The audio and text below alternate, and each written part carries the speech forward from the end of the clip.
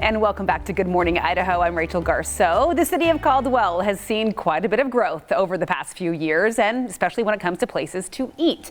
And foodies now have a new upscale option brought to Caldwell by a chef who was born across the pond, but now proudly calls the Gem State home. We're taking a mouth-watering look at the creative cuisine of the new Ragazza di Bufalo in today's Made in Idaho.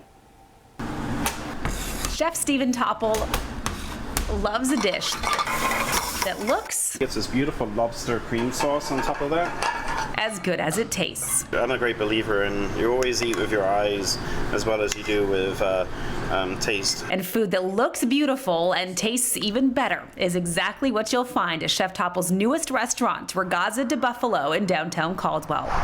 All homemade sauces, all homemade pastas and everything. So we make our own marinara sauce and everybody's like, oh my gosh, your marinara sauce is some of the best. The menu at this upscale Canyon County eatery is centered around the food of northern Italy, a region the British-born chef became fond of during his travels across Europe. I just fell in love with like the sauces and the marrying of pastas and sauces and, you know, sealing stuff inside like a raviolis. TOPPLE first came to the U.S. 2 decades ago, honing his craft under renowned chefs like Wolfgang Puck. But when he landed in Idaho, he knew he'd found home. So I fell in love with Idaho, especially McCall, Idaho, is where I first came to. I was working at the Shore Lodge. Chef TOPPLE opened his first restaurant in Donnelly in 2018, the original Ragazza di Bufalo, and quickly realized he wanted to expand into the Treasure Valley.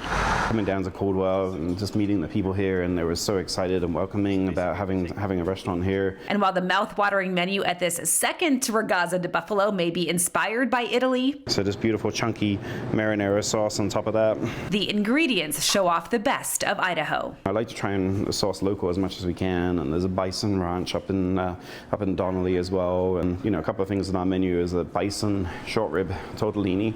So we braise the short rib, and then we dice it up, and then we mix it in with a little bit of truffle oil. It's got some chives and some demi-glace. It's making my mouth water.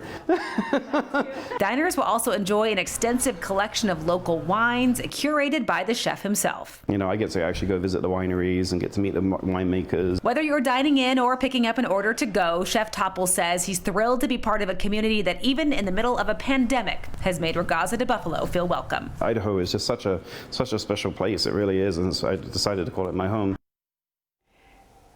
The nicest man, the coolest restaurant. If you want to check out Chef TOPPLE's delicious dishes for yourself, you can find Ragazza di Bufalo on Everett Street in Caldwell inside the old Orphan Annie's building, if it looks familiar. And as you heard me mention, they are offering dine-in service as well as curbside pickup.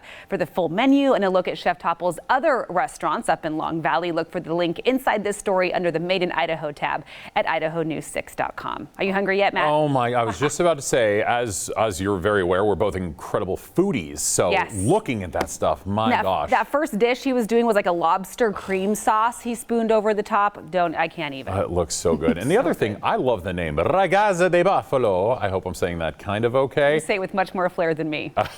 You can try it.